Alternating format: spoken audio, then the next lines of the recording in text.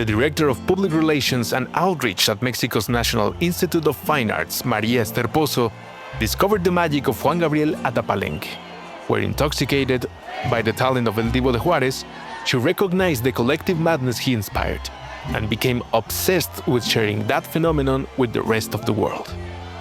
The concert was always planned from the first time I thought of it at the Palenque in Texcoco at 5 a.m. with lots of Don Pedro con Coca Calientes. We have to bring this man to El Palacio de Bellas Artes with the orchestra. We have to replicate in Mexico this format that had been done in other parts of the world. A pop artist with a symphonic orchestra. But according to Maria's boss, it was impossible for an artist like Juanga to perform at the White Palace of Bellas Artes. Why? Why wasn't the idea of honoring one of Mexico's greatest songwriters immediately embraced by the country's top arts institution?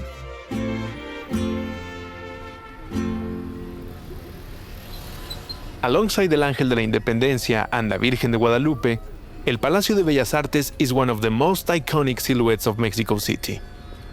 It's a palace of contrast, with white marble muses and also Aztec warriors, with an imperial eagle at the top, but communist murals inside.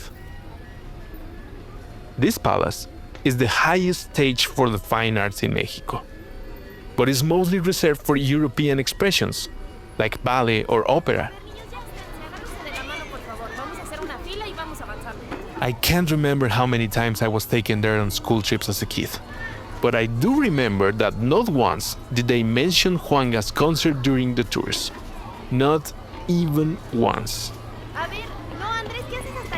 Just like I didn't tell you Juanga's entire life story, we're not going to review the palace's entire history. But I am going to share the kind of tour I wish I'd heard on one of those school trips.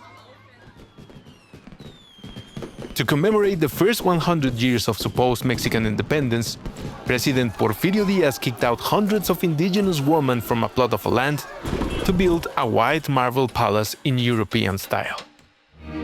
Don Porfirio was a son of Mexican peasants who really loved France, his niece, and being El Presidente.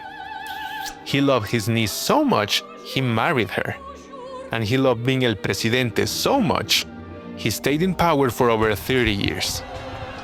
This eventually triggered a revolution that delayed the palace construction. So the inside of the building looks very different from its facade. Just like Porfirio in his final years, caked in white powder, trying to look less Oaxaqueño and more French.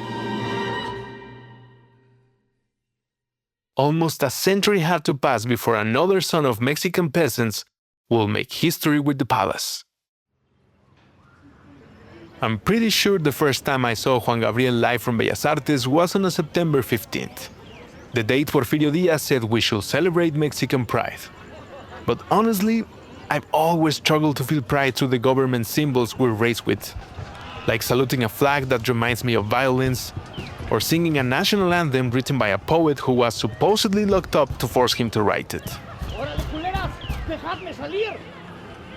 That's why, even as a kid, I always lean more on the arts and food to feel that thing that makes us shout, "Viva México, cabrones!" My family used to celebrate Independence Day Eve with a big party, un pachangón, one full of snacks, drinks, and plenty of dancing. Todo bien sabroso. The TV will stay on in the background so we could follow the government's official ceremony, where the current president will step out onto a balcony to shout the names of some historical figures that appear on bills, and then ring a bell while fireworks lit up the sky. I remember that several of those parties included Juan Gabriel's concert at some point during the night's lineup. And I remember that the first time I saw it, I was blown away. The first thing I felt was that this music had always been in my head, just like in the minds of my relatives. Like when you hear the Beatles for the first time. They feel like songs that have been floating around us forever.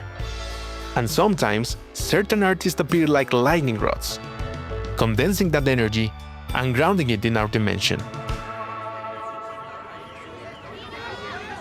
The second feeling I had was that all of this felt like a stunt, a prank. Juan Gabriel's smile and the way mi tío Jesus mimicked his mannerisms made me think that this performance must have happened against the will of Mexican machismo, including my uncles, especially during Hasta que te conocí. Before that song, the concert feels very formal and held back. Sure, there are jokes and flirtation, but all still within what fragile masculinity seems to tolerate. It's only halfway through the concert that Juanga appears to do something they'd ask him not to do on Mexico's most prestigious stage for the fine arts.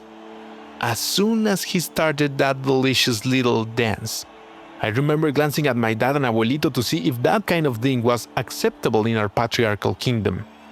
And all I saw on their faces was delight. We were all in on Juanga's prank at the palace.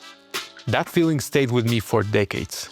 And when we finally found Maria, the woman who brought Juanga to the palace, I was able to confirm that, yes, there had been opposition to the performance of El Divo de Juárez. In this episode, I'll tell you the reasons behind the opposition to making that concert happen. My name is Andres Vargas, and on behalf of a fantastic production team and many fans of Juan Gabriel at Bellas Artes, welcome to a Sonoro original podcast. No me provoquen. Breaking the Palace. Chapter 2. Mucho más que ayer. The money and the power.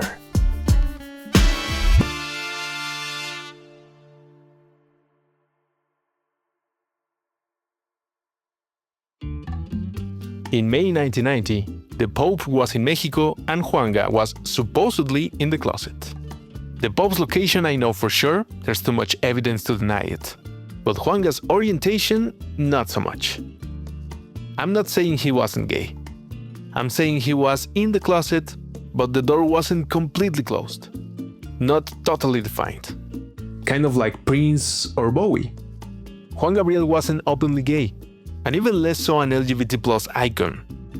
In 1990, the term LGBT was just starting to be used in the US to refer to that community in which even now, we're still fitting Juan Gabriel.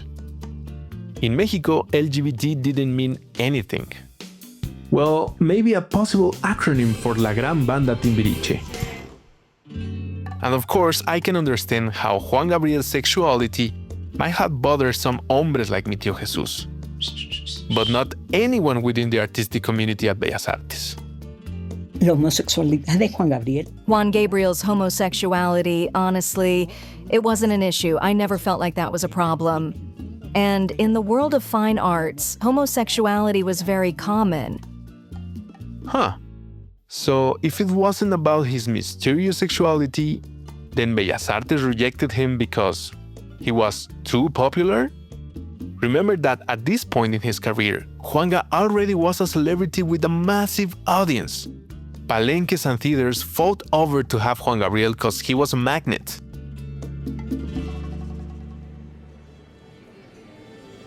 For the director of Bellas Artes, Juanga's popular music was a problem. But for Maria, it was an added benefit of the possible concert at the palace. Juan Gabriel was money in the bank. The performance would draw a big audience, and they could raise enough money to support the orchestra. Le seguí insistiendo a Víctor. I kept insisting to Victor. I told him we could make money and buy instruments for the orchestra. I also pointed out that shows with popular artists and symphony orchestras had already been done in many parts of the world, and cultural institutions hadn't collapsed. But he flatly refused. Maria felt that even within the rigid structure of a government institution, there had to be some way, some loophole, some office where her crazy idea could be considered. Un día le dije, ¿qué necesitas? One day I asked him, "What's it going to take for you to say yes?" And he told me I had to get approval from the office of the president. He told me, "This isn't a decision I can make. It has to come from the president's office." Juan Gabriel's show will have to be approved by the highest office in the country. Así de grave. That's how serious it was. Today, it might seem trivial for a popular artist to perform at El Palacio de Bellas Artes, but back then, it really was a significant decision. If it turned out to be the wrong one, my boss could lose his job, so the green light had to come from the president. Beyond preserving the purity of Bellas Artes, Maria's boss also wanted to preserve his job. So, if his boss's boss's boss ordered him to taint the palace, well, he couldn't exactly say no. No one says no to el presidente. En ese entonces, In those days, just like today, everyone knew that what the presidency says is final. In 1990, the president of Mexico was Carlos Salinas de Gortari, famous for making a lot of money for the Mexican families. For some Mexican families. Well, just a few families. Like 10. Just as Porfirio Diaz had once wanted to align Mexico with France, Carlos Salinas wanted to put us on par with the USA. He had big plans to modernize Mexico, like signing free trade agreements, privatizing state-owned companies, or inventing new pesos. But nothing screamed modernity quite like his desire to restore ties with the Holy See. Not even Pope John Paul II himself could refuse a request from Presidente Salinas when he invited him to visit Mexico with the promise of having relations again. Diplomatic relations with the Vatican, I mean. That's right. Salinas made many promises. But the only one that matters for this story is the eternal love he swore to his wife. To his first wife. And I found out that Cecilia Ocelli, who was Carlos Salinas' wife, the president at the time, was an absolute fanatic of Juan Gabriel. Since I knew Adriana Salinas de Gortari, Carlos Salinas' sister, I reached out to her. She had worked at Bellas Artes for many years as director of communications, so she cared about the institution and knew how strapped for resources we were, and how important the revenue from an event like this could be. So I told her, we need Cecilia to say that Juan Gabriel should perform at Bellas Artes, and every door will open, starting with my bosses.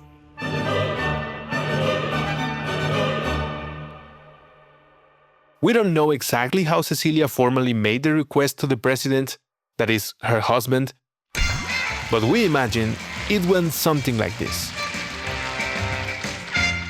Gordo? Hold on, vieja. I'm in the middle of the privatization.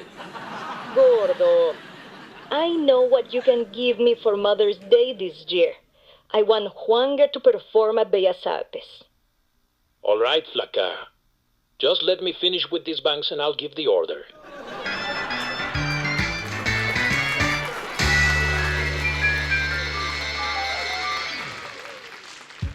Maria's dream went from being something impossible to a government priority dictated by the highest representative of the Mexican state.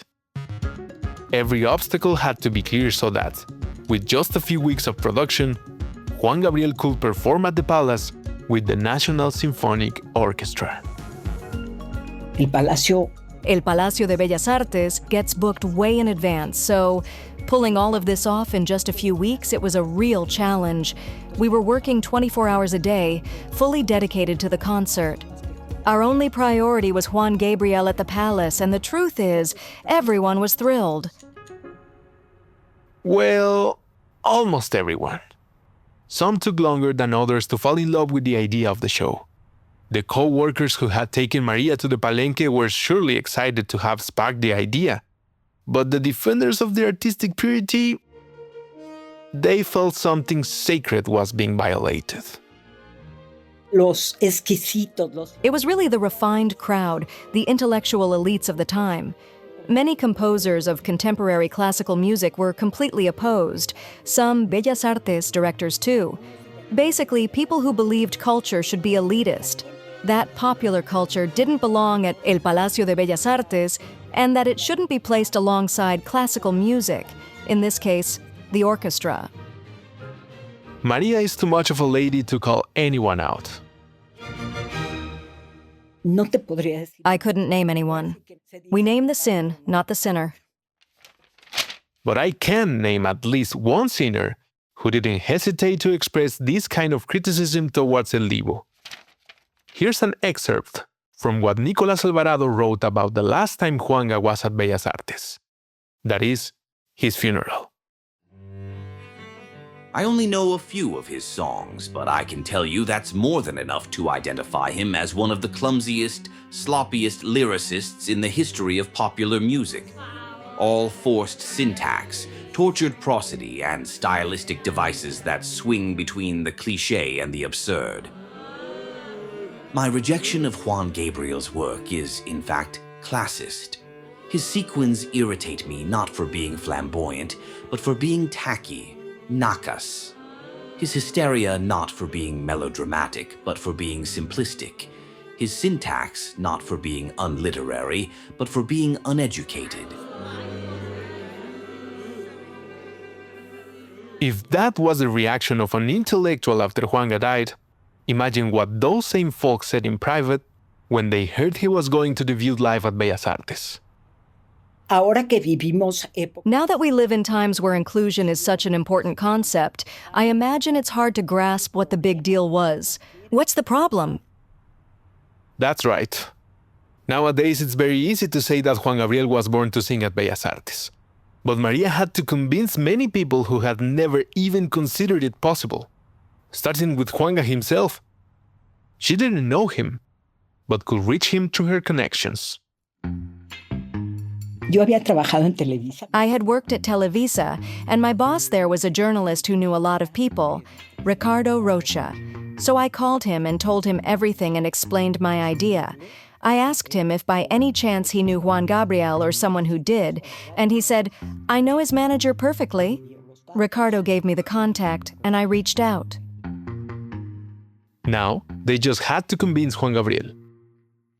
Era obvio que iba a decir. It was obvious he was going to say yes, and Juan Gabriel was really grateful for the opportunity. Yes, artists can be narcissists, maybe even a little manic, but he understood it was a landmark moment. He was thrilled to sing with an orchestra and a choir because he performed with the Orquesta Sinfónica Nacional and El Coro del Palacio de Bellas Artes. Juanga understood how meaningful it was for an artist like him to perform at Bellas Artes, and how the revenue from the concert and its recording could be used for good causes. Él no cobró. He didn't charge for the performances or for the profits from the album, but he told me, "Look, from the album 50% is for you and 50% is for me, but I'm not keeping it. I have a foundation for orphaned children."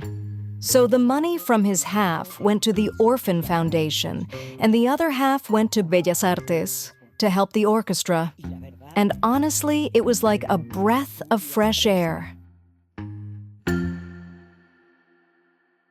Juan Gabriel didn't just give us one of the best concerts in history.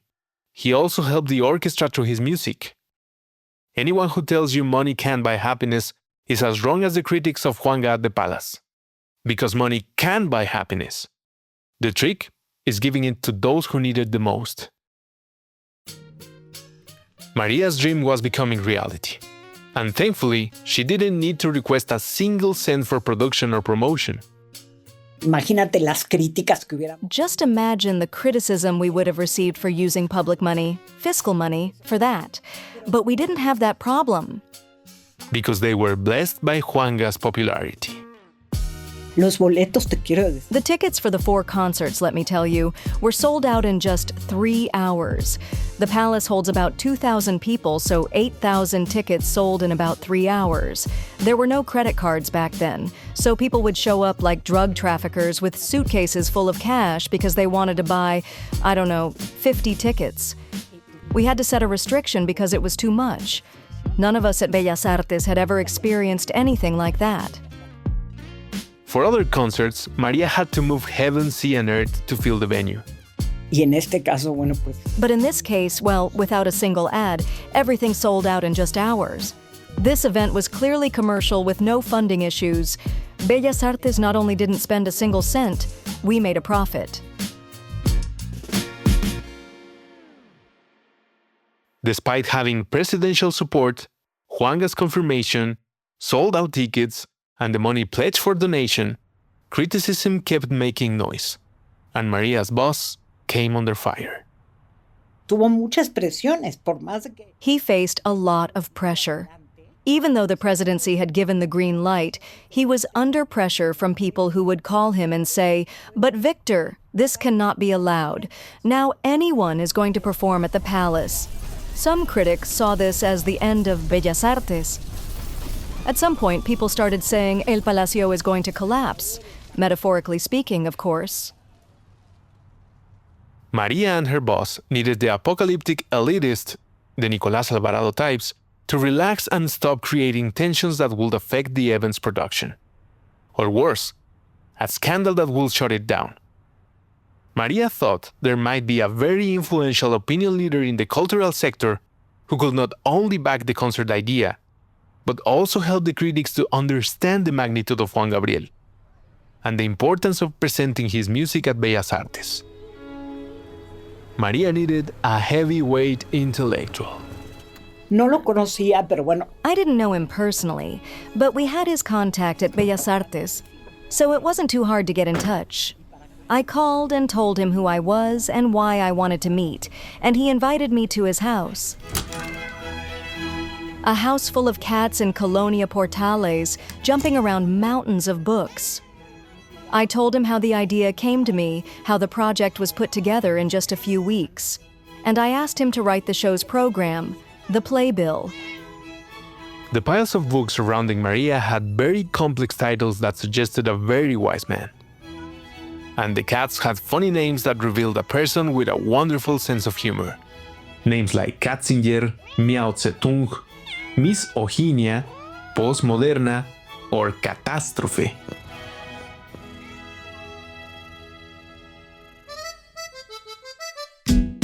The text and the cats belonged to one of the most important writers in Mexico's history, Carlos Monsiváis, who, besides being a reference point for any intellectual, turned out to be a huge Juan Gabriel fanatic. era su fan. Oh yeah, he was a fan, absolutely. He loved Juanga. As anyone who knew or read Monsiváis would remember, he was anti-solemn and a huge fan of popular culture. He loved going to dance halls. He would mock Mexican solemnity. It might seem like we Mexicans are mostly mischievous and rowdy, but it's true that throughout history, we've also erred on the side of solemnity, demanding the higher ceremonial respect for the symbols and buildings we have built, like the purity of art, or a white palace on the corner of the streets of Eje Central and Madero, in downtown Mexico City. Ya tenemos instituto electoral extra, pero de todos modos ganó el PRI extra. In front of a newspaper stand, which in 1990 was still one of the main sources of news, especially for the intellectuals. Órale, padre, anímese. Le pedí que me escribiera el programa. I asked him to write the show's program, and since he agreed, it was published in La Jornada before the concert. That was a very strong endorsement because Carlos Monsiváis was deeply respected by everyone. So that helped cool down this terrible climate of the palace is going to collapse and it's a violation of culture. Another person who helped me was Carlos Payan, who at the time was director of La Jornada. Payan dedicated one of his texts to promoting and supporting this concert, so that made the atmosphere less severe. Either way, my boss always remained stern about it all. And so did her boss's boss, who was also named Victor. Entre la presidencia y mi... Between the presidency and my boss, there was another institution called Conaculta. The president of Conaculta back then was Victor Flores Olea, a very conservative intellectual, in the sense that high culture is high culture and these are different things, and they belong in other venues, not at Bellas Artes. Carlos Monsiváis and Carlos Payan calmed the intellectuals. but some artists remained unconvinced. Al principio muchos At first, many of the maestros in the orchestra were hesitant. Some of them simply stepped aside. El director de la Sinfónica The conductor of the orchestra at the time told me, "I agree with your event. It seems great to me, but I can't conduct it." So we had to find an orchestra conductor who would be willing to conduct an artist like Juan Gabriel. A very popular artist who, technically, was not up to symphonic standards. Juan Gabriel no sabía. Juan Gabriel didn't know how to write music. He would hum melodies and someone else would write it down for him. He didn't know music theory. He wasn't used to performing with a symphony orchestra. There were no existing Juan Gabriel arrangements written for symphony orchestra.